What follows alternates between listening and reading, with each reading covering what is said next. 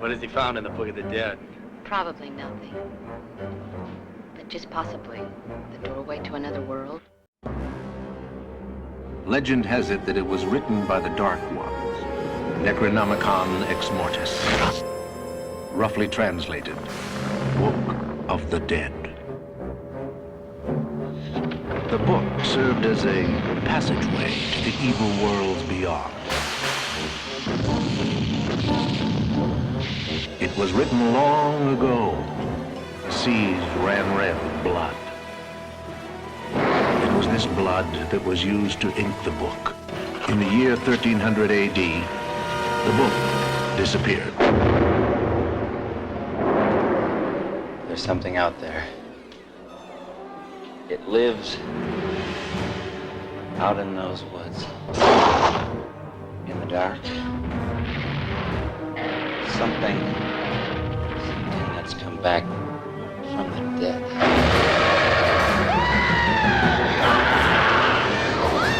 We are the things that were and shall be again. We want what is yours. Dead by dawn. Dead by dawn! Dead by dawn! Dead by dawn! Dead by dawn! The pages of the book. Cite the passages. Dispel the evil.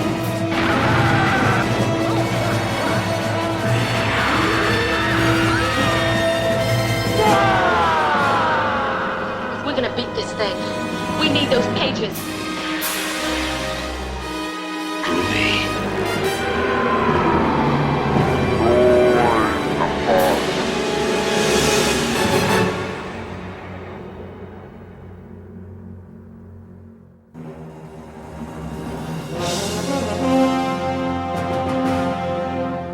The 13th of March 1987, Evil Dead 2 Dead by Dawn arrived on the big screen in the USA, and 3 months later in the UK on the 26th of June. It opened to rave reviews from critics who loved the mix of comedy and horror. With a budget of $3.6 million, it went on to gross nearly $6 million in the USA. Despite good word of mouth, the box office wasn't particularly good, considering the success of the first movie, which made nearly $30 million worldwide. But due to the limited number of prints made, it did pretty well considering. Overseas it did far better in Europe and Japan. When it hit VHS, it did huge numbers and became a very profitable film. Since its release, it's been reissued countless times on Laserdisc, DVD and Blu-ray. Like Army of Darkness, it's been re-released so many times in different special editions, I've lost count. The most recent version is by far the best for picture quality and special features. The first Evil Dead movie caused a lot of controversy, especially in the UK, where it was labelled a video nasty, a term used by the Conservative government and newspapers of the time. In the early days of VHS, the BBFC had not crossed over to the VHS market, so there was no certification for videos, so distributors took advantage of this loophole. So anyone of any age could get hold of horror movies. The Evil Dead was first seen by the BBFC in August of 1982. They felt it was so ridiculously over the top that it could not be taken seriously, and also found it nauseating. The BBFC's director at the time felt that the best course of action would be to tone down the most excessive moments of violence and gore. In total, 49 seconds of footage was removed, taken from several scenes, before an X certificate was awarded.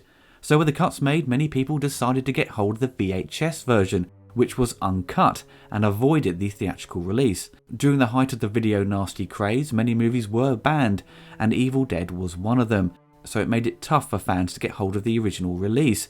It was later resubmitted for classification, and it was given an 18 rating by the BBFC, with even more cuts made. It wasn't until the year 2001 that it finally got released uncut. Things take a while in the UK, but we do get there, slowly. Before Evil Dead 2's release, they knew the MPAA would give the movie a rating of an X in the USA, which is the kiss of death for movies, and most distributors really try to avoid it.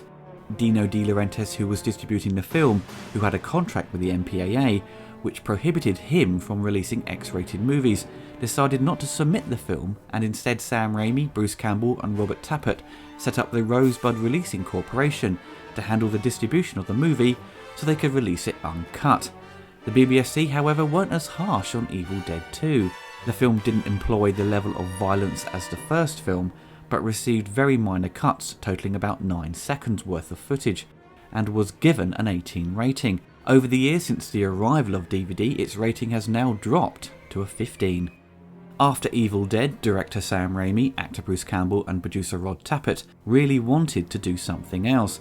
They didn't want to continue with the horror genre, they weren't huge fans of it, they enjoyed it for what it was, but weren't experts, and only did the Evil Dead to take advantage of the market and get their foot in the door. Producing horror was a quick way to make money and get attention, and it still kind of is to this day. So the next project was Crime Wave, their first studio picture, with a very large budget for them at $4 million. The production was plagued with production problems, studio interference, and they struggled with the politics of the business.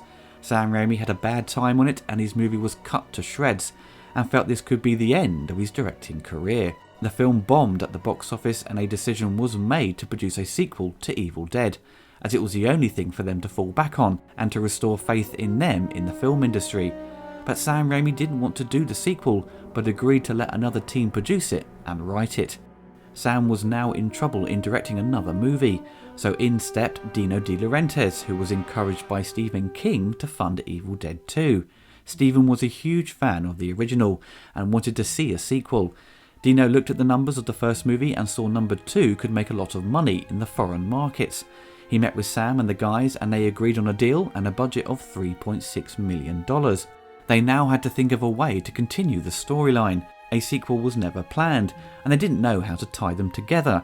They abandoned the other script as Sam decided to take over and direct the movie. They decided upon a remake rather than a direct sequel. The story does follow on from the first film, but only loosely, with the timeline starting earlier, including a brief recap through the events in the first movie, but it still had to have Ash battling the forces of darkness.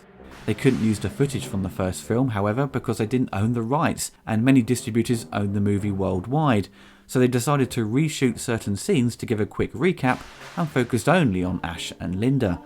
Sam brought in his friend Scott Spiegel to work with him on the script, and they both focused a lot on the humour, and Sam was in part inspired by Scott's short movie The Attack of the Helping Hand, which is used in the film as Ash's hand gets possessed. Scott attempted to bring some logic to the script and established some rules for demon possession and the Deadites. Rob and Bruce tried to rein in some of Sam and Scott's wackier ideas because they were going too far with the comedy, and really pushed for the majority of the film to take place in the cabin to keep the budget down. Sam had wanted to focus more on a medieval setting, but that had to be all scaled back and only featured at the end to set up a possible sequel. Dino had suggested they use his studios in Wilmington, North Carolina, next to his offices. These studios were well equipped, but following their experiences on Crime Wave, Sam Raimi and his team agreed that the further they could get from any studio interference, the better. They went location scouting some distance away, settling on Wadesboro in North Carolina, which Steven Spielberg took advantage of for the movie The Color Purple. Most of the film was shot in the woods and a local junior high school, which is where the interior cabin set was located. Thankfully, the production wasn't as stressful or troublesome as the first film, thanks to Sam Raimi being far more prepared and making an effort to storyboard the entire film, so everyone knew what he was trying to do and communication between the team was far more clear. Plus, Bruce Campbell and Robert Tappert had more experience in filmmaking under their belt. For the cast, we have Bruce Campbell returning as Ash Williams, and is equipped with a chainsaw and shotgun to wreak revenge on the Evil Dead. He becomes possessed at the start of the film, thus begins his battle with the demons in the cabin, but at the same time he struggles to keep his sanity. Denise Bixler plays Linda, Ash's girlfriend. Betsy Baker was contacted about reprising her role as Linda, but she had to decline as she was expecting her first child, so the part was given to Denise. Linda is introduced as part of the movie's recap, and eventually gets possessed, then tries to kill Ash. Ash's love for Linda keeps the demons at bay, even when they attempt to take his soul. Sarah Berry plays Annie Noby. She travels to the cabin looking forward to sharing her discoveries of the Book of the Dead with her father, but he has mysteriously disappeared and blames Ash. Originally Sam wanted her for Bobby Joe, but she wanted to read for the main lead, despite auditioning for the role of Bobby. Sam wanted to hear her scream, and he was so impressed with the results, she got the part of Annie. Sarah loved the fact she was playing a professional woman in a horror film. but Sarah didn't really make a career of acting afterwards, and I presume concentrated on her family. Richard Domeyer plays Professor Ed Getley, Professor Noby's associate and Annie's boyfriend. After being attacked by the possessed Henrietta, he gets possessed by another spirit. Richard had not seen the first film when he auditioned for the part and didn't know what to expect. Richard had a change of career come the 90s when he became a permanent host on the QVC shopping network. Dan Hicks plays Jake, a white trash blue collar schlob who offers to show Annie and Ed an alternative route to the cabin when they discover the quickest way via the bridge has been destroyed. Dan loved playing Jake, and this was his first feature film, and he did continue to work with Sam Raimi on Darkman and had a small cameo in Spider-Man 2. Casey DePiver plays Bobby Joe, Jake's foul-mouthed, self-centered girlfriend. The character of Bobby Joe was originally written with Sam's housemate Holly Hunter in mind. This would be Cassie's first feature film, and she moved straight into TV afterwards, starring in soap dramas such as Guiding Life and Days of Our Lives. Ted Raimi, the brother of director Sam Raimi, plays possessed Henrietta. Everyone loves Ted Raimi. He always pops up in Sam's movies, and most will fondly remember him playing Hoffman, who was J. Jonah Jameson's assistant in the Spider-Man trilogy. Some of the funniest behind-the-scenes footage on the film features Ted. But look at me! I'm just like my wife! I am my wife! You should see my husband! He's hideous! I don't feel too good. I think I gotta sit down.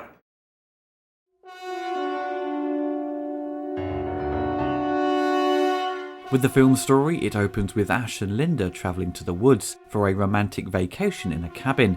It doesn't look particularly romantic, does it? Ash discovers a tape recorder left by Professor Noby, who is staying at the cabin, but he has disappeared along with his wife. The recording reveals he discovered the Book of the Dead, and as the tape continues to play, he reads out the passages, which unleashes the evil that suddenly charges towards the cabin and takes Linda. Linda becomes possessed and attacks Ash. He is forced to decapitate her and buries her remains in the woods near the cabin. Ash then gets attacked from behind and is sent spiralling through the trees and awakens possessed, but the sun is up and the demonic evil surrounding the forest retreats and he returns to normal. He quickly jumps into his car and attempts to flee, but the bridge has been destroyed and he can't escape.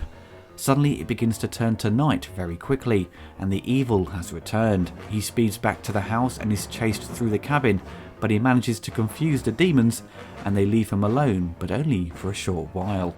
Ash is struggling with reality. He doesn't know if he is dreaming or not.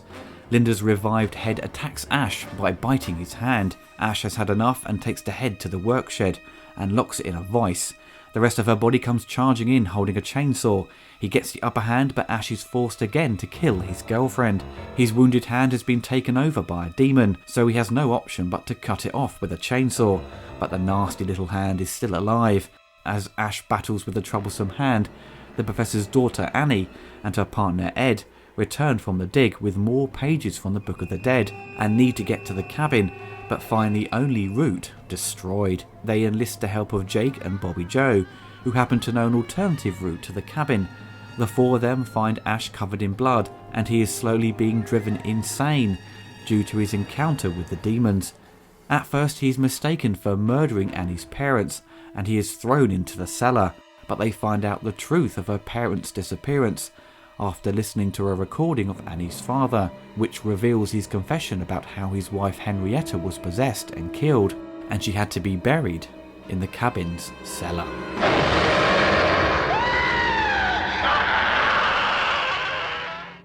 The makeup and prosthetic work was handled by many of today's best makeup artists.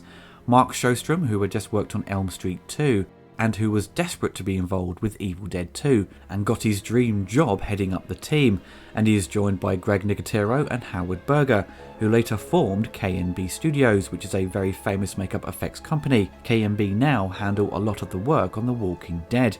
Also, makeup experts Robert Kurtzman, Aaron Sims and Shannon Shear contributed to the extensive work. They had to produce dozens of foam latex limbs, heads, body doubles and creepy monsters. The team extensively documented their work on the production, and there is plenty of footage available on the DVDs and Blu-rays. With the large amount of work needed to be done and the extreme heat in North Carolina, they seem to be having so much fun considering. The movie also employs optical effects, stop motion, miniatures and matte paintings. They all vary in quality and haven't really stood the test of time, and to be honest they were a bit ropey on release, but despite that they do have their charm and give a lot of character to the movie. It seems to work in its favour. The opticals and stop motion featured in the intro do work quite well, but it does get really bad towards the end when the demon charges at Ash. You can see huge black matte lines and it looks incredibly rough around the edges.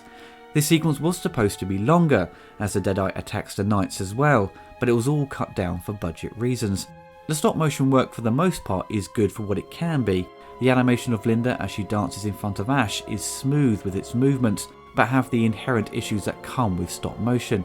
It doesn't quite live up to the quality of Phil Tippett and his work on RoboCop the same year. The stop motion does vary as the film comes to its final act, when Ash battles Henrietta when she morphs into another creature. It does look hilariously clunky and fake. With its limited budget, you can't expect the film to match the bigger movies of the time, and part of the fun of Evil Dead is seeing those rough edges and funny visuals. The monsters are wonderfully designed and the makeup is great, but the monsters sadly lack any real movement when no actor is involved in the costume. They look like very crude hand puppets, which are nicely detailed, but that's about it. The final monster is brilliant but hilariously bad at the same time. I do think Sam is being way too ambitious, but hey, at least it's fun and silly, and Ash gets to attack it with his chainsaw. Despite the crudeness of the effects, I wouldn't change them for the world. It all adds to the fun of it.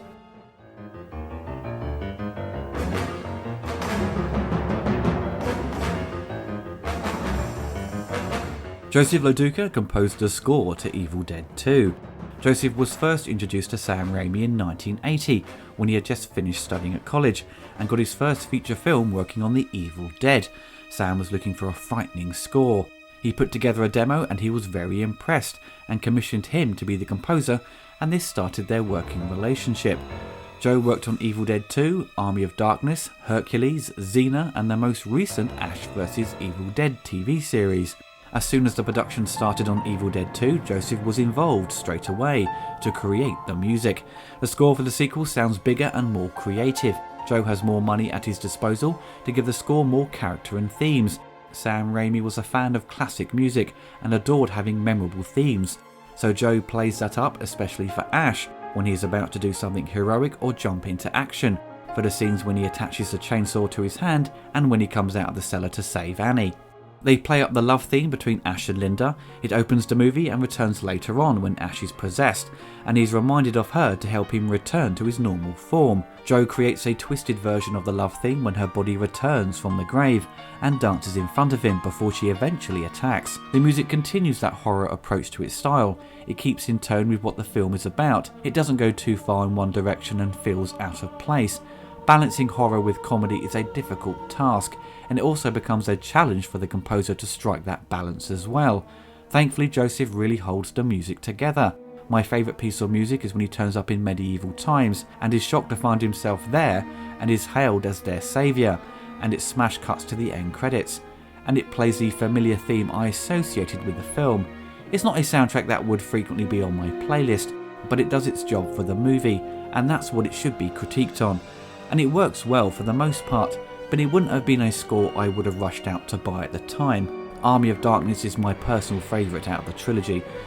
The score was released on CD and LP in 1987 and was later reissued in 1993 as part of a set including the first film, which is pretty rare to get hold of now. You can thankfully buy the score to Evil Dead 2 on iTunes for a decent price.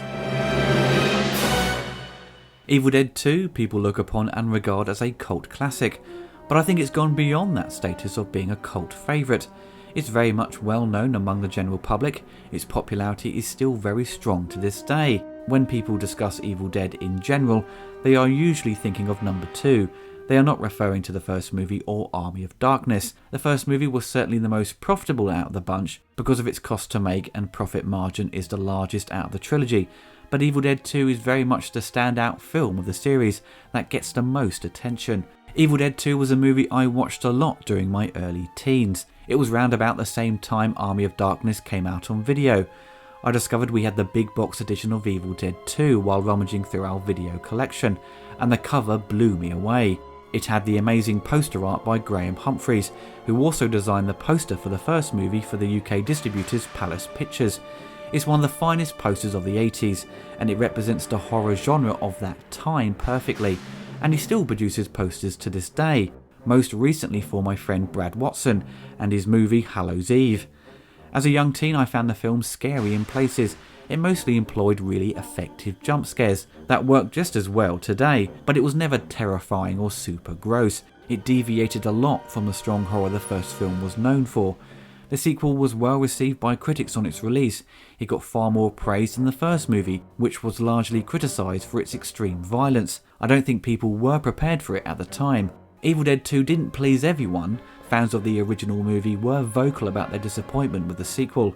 With its change of tone and its increase in comedy, the sequel very much plays up the slapstick and homages to the Three Stooges that Sam Raimi was so fond of. I watched the movie so many times when I got hold of the DVD by Anchor Bay. With it being barely 90 minutes long, I burnt myself out on it watching it once a week till I basically got tired of the movie. So I avoided it for a number of years till I eventually got the first Blu-ray release, which I later had to replace because it was plagued with noise reduction, zapping out all the detail in the picture. What always bugged me about the series was its continuity. It was never one of its strong points. Evil Dead 2 is essentially a soft reboot before it was even a thing in the film industry. It basically makes the first movie kind of redundant, so you could just start from Evil Dead 2 and then move on to Army of Darkness. But now with the TV series Ash vs Evil Dead, it ignores the events of the third movie, so the timeline now is Evil Dead 2 then the TV show. I'm sure fans have created their own edits to combine Evil Dead 1 and 2, as the first movie ends with the camera chasing towards Ash, then continues on from Evil Dead 2. But the rest of the sequel plays out that this is Ash's first encounter with the demons, and everything else that took place in Evil Dead 1 never occurred, so you still have that problem if you connect the two. A lot of the issues with continuity come from ownership of the footage of each film. They couldn't use the footage from the original movie for the sequel, hence why they reshot it, and come Ash vs Evil Dead, they couldn't use footage from Army of Darkness because that's owned by Universal Studios. So Army of Darkness is removed from the timeline. The horror genre is well known for abusing continuity. They often ignore the events of a previous movie to capitalise on a sequel. The Halloween series is a fine example of that. The first movie, despite being lumped into that video nasty drama that ensued the early 80s VHS market in the UK, it was wrongly put next to exploitation garbage. Movies that were poorly made and just took on extreme violence to get attention. Evil Dead had those horrific gory moments, but it displayed talent behind the camera. The film had an interesting story and premise. Sam Raimi was demonstrating he knew what he was doing and had tons of potential if he was given the opportunity. Evil Dead 2 really pushes the boundaries of what they had done previously. Everything was more polished and professional in all areas of the production. The movie, unlike Crime Wave, gave him a huge boost in his credentials, and he was now seen as someone with a bright future. With the movie's great direction, what makes it so memorable is Bruce Campbell. He really is what keeps you coming back to it. He was the coolest guy ever to me when I first saw him, and his charm totally shines through on camera. But also what they do with the character is not make him invincible. Ash gets a serious beating. He's never given an easy ride, unlike most heroes on the big screen. Sam Raimi loves to torture Bruce, and even his brother Ted, who was also put through misery dressed up as an old lady. If you watch the behind the scenes footage, there is plenty of shots of Sam taking pot shots at them, wanting them both to suffer. Bruce did such a good job playing as Ash, it's hard to see him as anything else. When I first saw Bruce in other movies, it was difficult not to see a similar performance, so to speak. I suppose he delivers his lines or how he moves is similar in a way to his performance of Ash. There is always a bit of cheekiness to Bruce Campbell's acting, and he plays up that idea that people see him only as that character, which he spoofed in the film My Name is Bruce. He may have changed his style for his TV work, but for movies it seems he was very much called upon to give us that Bruce/Ash personality. I still don't think he has truly given us a dramatic performance that will make critics or even the industry take him more seriously. To this day, he has one of the strongest and most loyal fan bases, and people still love him for who he is, so maybe he doesn't need to prove anything, and what he is doing with his acting career is all he needs to do. If you watch one of the many videos on him giving Q&As to the fans, he is one of the funniest people to watch. The comedy throughout the film still works really well today. The best gag is when Ash jumps on the demon's head and the eye pops out and flies into Bobby Joe's mouth. I've watched the movie nearly 1,000 times and that gag never gets dull. The whole film is littered with great lines, not as many as say Army of Darkness, but there is always a gag every few minutes to keep you giggling all the way through it, and then it can take a turn for the worst and be horrific and disturbing. The film is classic Sam Raimi. Every composition has his style all over it, and a sense of humour that runs throughout is what we love about his approach to filmmaking. I think he has certainly matured over the years and tackled more serious content, and with Spider-Man his style is still there, but reduced to make those movies appealing to a wider audience. He's certainly more restrained to be taken more seriously. But Sam can still do what he is best known for. You only need to watch the 2009 film Drag Me to Hell, which is pure Raimi. For any doubters that Sam may have been changed by the Hollywood system, this movie clearly demonstrates he is still the Sam we all know and love. Evil Dead 2 is a full-blown classic. It's transcended that small following which it had in the late 80s and early 90s. It's so well known and loved by all movie fans and critics. Who hasn't seen this film? It's so easy to get hold of, and it's just as fun and entertaining as the first time I saw it, despite watching it way too much in my youth. It whips along at a good pace and nothing ever seems to linger on a scene for too long. It always keeps up its energy, even when it attempts to slow down to give the characters time to regroup. It is the best out of the series because it has the best of both the horror and comedy. Army of Darkness was criticised for including too much comedy, whereas the first movie was frowned upon for being too violent. So number 2, you get that healthy balance of both to please everyone. Of course, not everyone is going to want that though. Some people love the first movie and others adore the third one. There are fans of each movie, but I think we can all agree number 2 is what made this series a beloved franchise, and is really what made us all fans of Sam Raimi and Bruce Campbell. I'll swallow your soul! I'll swallow your soul! Swallow this. What's that picture? What is that? In 1300 AD, they called this man the hero from the sky. He was prophesied to have destroyed the evil. Didn't do a very good job. Recitation of this first passage will make this dark spirit manifest itself in the flesh. Why the hell would we want to do that?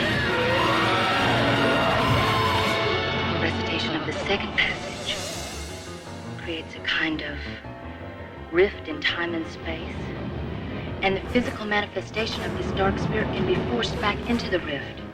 Let's go.